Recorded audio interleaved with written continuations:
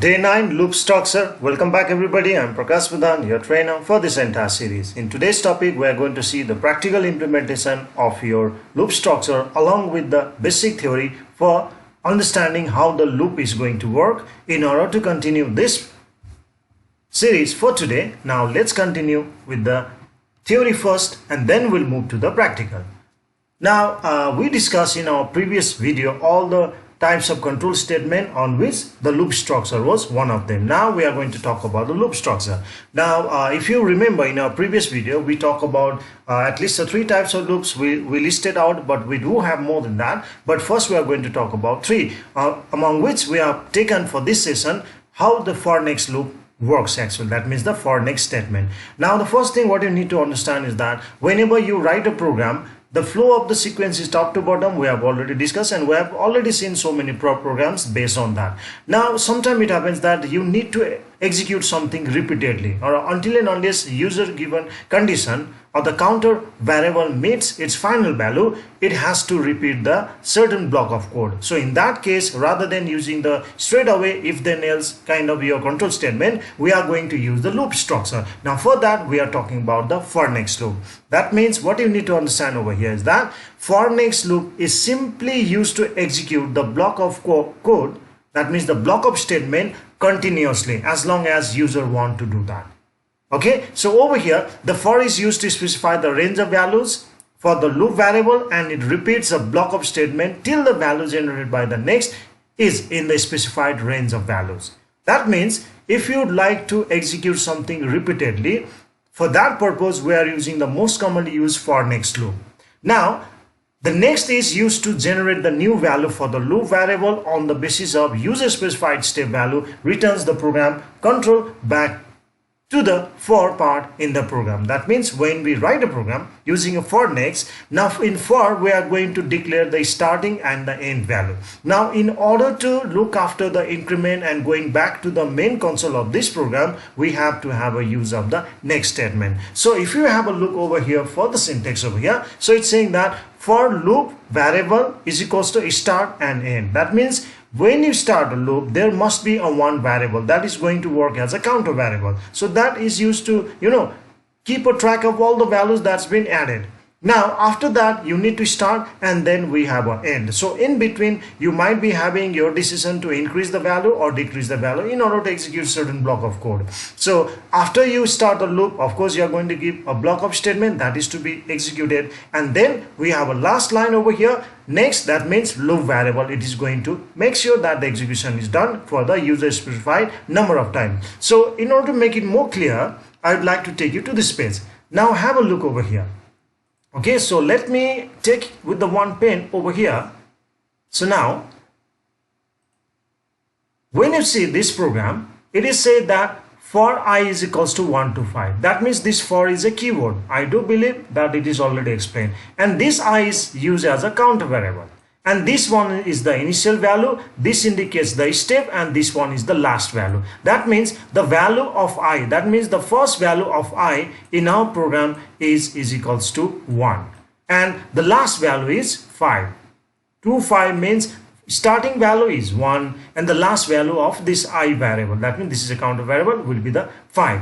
Now as we know the sequence, the flow of the program is top to bottom. Then we go to this line and this line executes the value I. That means what was the first value of I? We have already discussed this. First value of I is 1.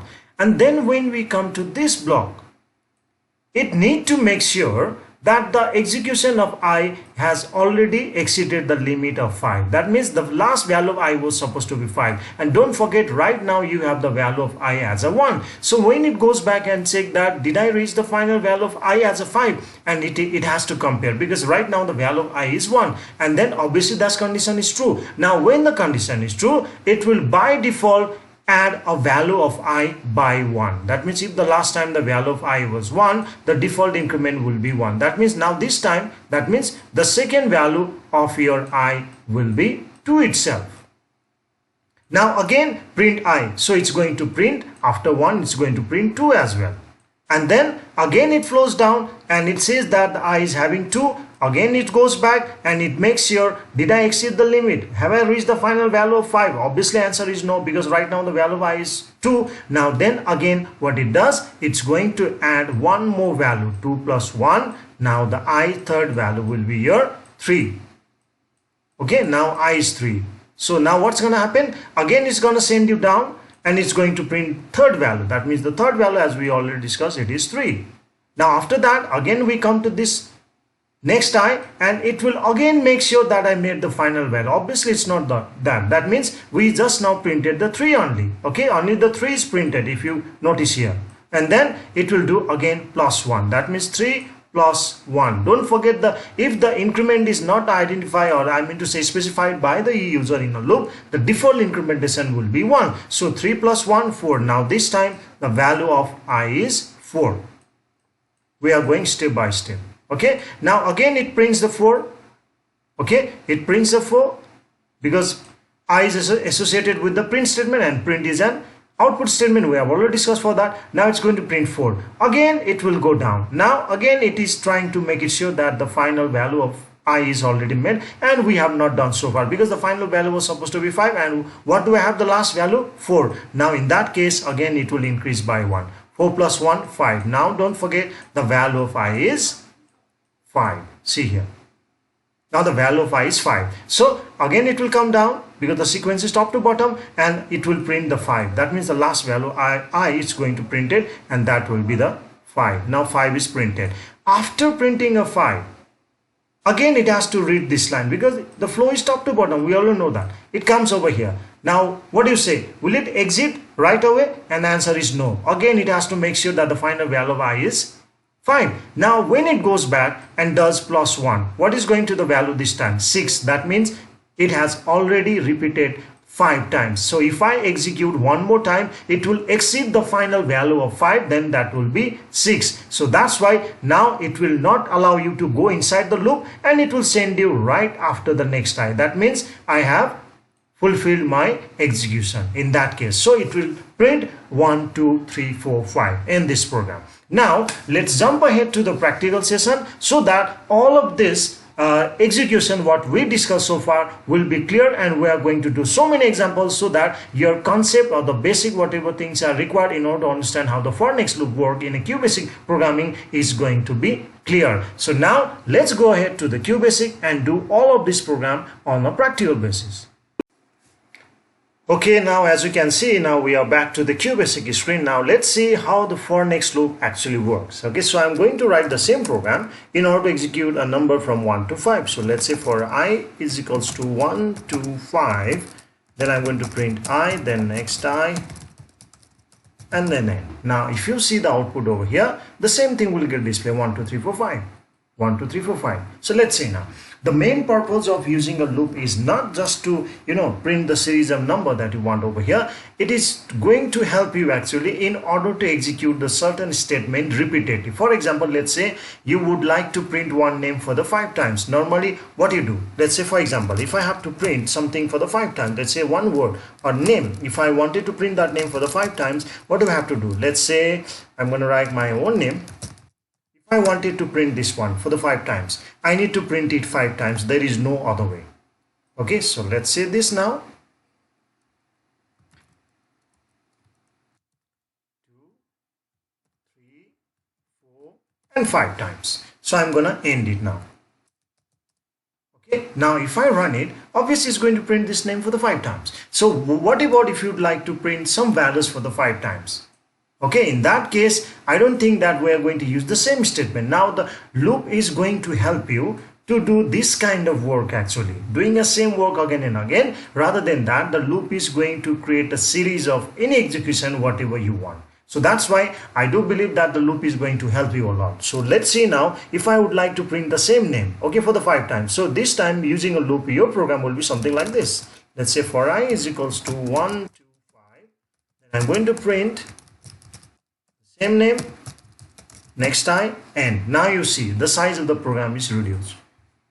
The work is same. Then how it works? So let's see now. It says that this I is a counter variable, and it says the initial value of this loop is 1 and the final value of I will be 5, which we have already discussed in the theory portion, that if the increment is not defined by you, that means if I wanted to say for I is equals to 1 to 5 is step 2, in that case it's going to execute only for the 3 times, because we have already said step 2 means jump 2 steps. But since the next step is not specified over here in a for loop, it's going to do +1. That means the first value of I is 1 and the final value is 5, but every time when we come back it's going to add by 1. That means for the first time the value of I will be 1, and then when we come to next line it's going to exit, because I do believe you still remember the print is an output statement, so it's going to print this name as it is for 1 time. So after that we have come to the I, the value of I is 1. It has to make sure that it has reached the final value. Again it goes back and makes sure the value of I is 5, which is false. So what's going to happen, as I already told you, the default incrementation of for next loop is +1. Now the value of I will be 2, and then again it goes to the next line. So it's going to print this name for the second time. Again it comes over here, the value of I is now 2. Again it goes back +1, 3. So it's going to print this name third time. Again it goes down and it will send you back to make sure that we made the final value. It is not, because this is just a third time we have printed this word. So it's going to do +1. Again it comes down and print this fourth time. Then next time I is only 4, it goes back, it sees that no, I'm not a 5, I'm just a 4. Then again it does +1. Now don't forget, now this time the value of I is 5. So again it's going to print it. Again it's gonna print it. And now in order to make sure the final value is made, when this I compares with the final value 5 and it sees that I already made the final value, if I do +1, so that's gonna be 6, and that means we don't have any provision over here to print the statement for the 6th time. That means it prints only for the 5 times. So have a look over here. So that's why it's going to help you to print something repeatedly. Okay, now let's do another one program using the same for next only. What if I would like to print a number giving a certain gap? That means let's say I would like to print this output, something like this, 2, 4, okay, 6, 8, 10, something like this. Now over here what you need to understand, the first value is 2. So I'm going to do for I is equals to 2, what is the last value? 10. And every time we have skipped 2 steps, so I'm going to write step 2. When you skip 2 steps in ascending order, you don't have to specify the sign. Don't forget that. Okay. So now print I, next I. Now you see it's going to give 2, 4, 6, 8, 10. So if I run it, it's going to give 2, 4, 6, 8, 10. Okay, now sometime you might be willing to print a number of the series in reverse order. So in that case, let's say again one example, if I would like to print a value something like this, let's say 5, 4, 3, 2, 1. I'd like to print in this way. So in that case, what will be the first value of I? Yes, I guess you made a right choice. That's a 5. Now, what will be the last value? 1. But this time what we do now, step -1. Why? Because we are going in reverse. So the first value of I will be 5. It's going to print I means 5. Then it come over here and it will make sure that the last value of I is made as of this, because this is the last value. This is the first value, this is the last value, and this is every time subtraction -1. So when we print I for the first time as a 5, it is done. Now again we come to this next I, and the final value of I was supposed to be 1, but it is not. So when we go back, it will do -1. So when we do the -1, the value of now I will be 4, because the last value of your I was 5. So in that case, every time it will reduce, and the output of your this program is going to be this 5, 4, 3, 2, 1. And it's not only that, you can print the number in any order you want. So let's say if I would like to print something like this, 15, 12, okay, 9, 6, 3, something like that. So what I want to do, for I is equals to 15 to 3, step -3. So the last value will be 3. So simple. Now your output is this. 15, 12, 9, 6, 3. It's going to print in a reverse. So only one thing you need to understand over here. If you like to print any number in reverse, that reverse value should be in step minus. Now, what is your next value for step minus? It depends upon you, but you need to be careful that step minus is used only in a case when you print the value in reverse order. If you are going in a ascending order, you don't have to specify that sign, because the by default sign, even in a maths, we are going to use as a plus. So let's do it one more time. So let's say, how about doing this? I would like to give this output 2, 3, 4, 5. This output, and total is equals to 15. That means I want this output. I want you to write a program using for next loop to give this output. That means it should display 1, 2, 3, 4, 5, and at the bottom it should give the total of all of these numbers. That means 5, 10, 15. So in that case, our program will be something like this. For I is equals to 1, 2, 5. So I'm going to print I. I means what? 1, 2, 3, 4, 5. Now done. So every time the 1 plus 2 plus 3 plus 4 plus 5 has to be done. So that's why I'm going to do over here one more variable. Total is equals to total plus I. Now work is done. Print total. Let's see that practically over here. Is equals to total. Now if I run it, your program output is this. 1, 2, 3, 4, 5, total 15. Now let's see how did it work. First value of I is 1. By this time you have already understood. So by the time it executes first value of I, that I is 1, we'll have to pass through this line only. Because before next I make sure the final value is met. So we pass through this road. Because we know that the flow of the program is in sequence top to bottom. So when the I is executed, obviously this line also is going to be executed. Now initially in this total there is no value. That means total is equals to 0 plus I. What was the value of I? 1. So when I execute I for the first time, the value of total will be 1. Because I itself is 1. Now we go back. Now the value of I will be 1 plus 1, which we have already discussed. Because the default incrementation in for next loop, if the incrementation is not defined by you, it's going to be plus 1.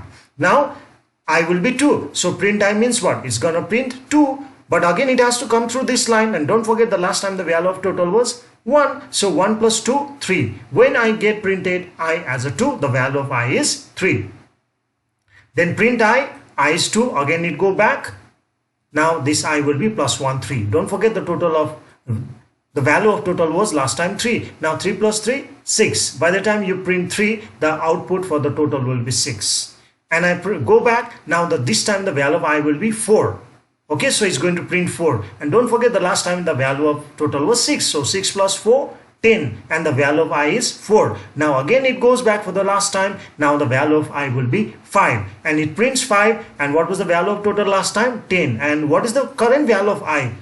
5. That means 10 plus 5, 15. Now the value of I is 5. When it goes back and it makes sure that I've already, executed the statement for the 5 times. So if I do plus 1, it will be 6. So that's why I need to quit this. So it will send you out of the next I. So by this time, the variable total was successfully, accumulated all these values and it made it 15. So that's why your value is something like this. Okay, so let's do one more program, last program for the next. That means for next statement. What about if I want you to write a program using a for next to display a table of 2 up to 10th term in complete format. So let's say rem table of 2 up to 10th term in complete format. That means 2 into 2 is equals to 2, and it will go till 2 into 10 is equals to 20 in complete format.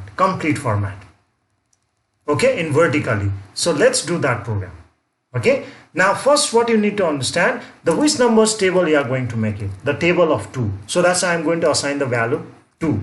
Now till which term it has said? 10th term. That means 2 into 10 is equals to 20. So that's why my loop will be for I is equals to 1 to 10, because it has said up to 10th term. Then I'm going to write print 2. See the first one over here, it has to get display 2. So it will be 2 into 1 is equals to 2. So now print I. What is the value of I? 1. Do you want to display a table in this way, that 1 into 2 or 1 into 1 is equals to? Obviously no, we like to display a table in complete format. That means 2 into 1 is equals to 2. So where have I stored 2? In A. That means A, since this is in between double quotation mark, it's going to display as it is.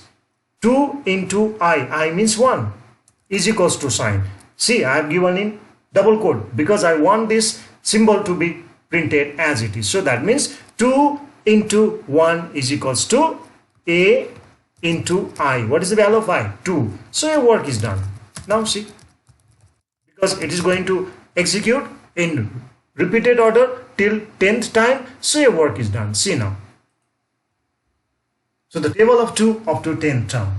Okay, so this way, now if you do the proper practice, if you do the proper rough work of how the loop is being executed, at least the for loop for the first time, okay, it will be easy for you to understand. The loop, it depends upon your practice. More you practice, more you learn. So in our next series or the next session of the video, we are going to discuss how the while when can be used in order to execute something repeatedly. While when works slightly different than the way we work with the for next in order to execute something in a series. So if you find it fruitful, okay, if you have got the certain idea, at least it should be at least a 90% idea how this for loop works in Qbasics. Okay, if you find it fruitful, please do like and subscribe. Thank you.